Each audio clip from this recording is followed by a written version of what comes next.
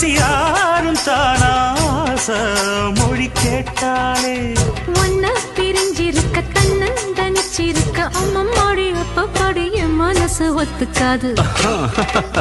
செந்தூர பாண்டிக்கு ஒரு சோடி கிளி கூட சோழ கழுது போல தோளத்து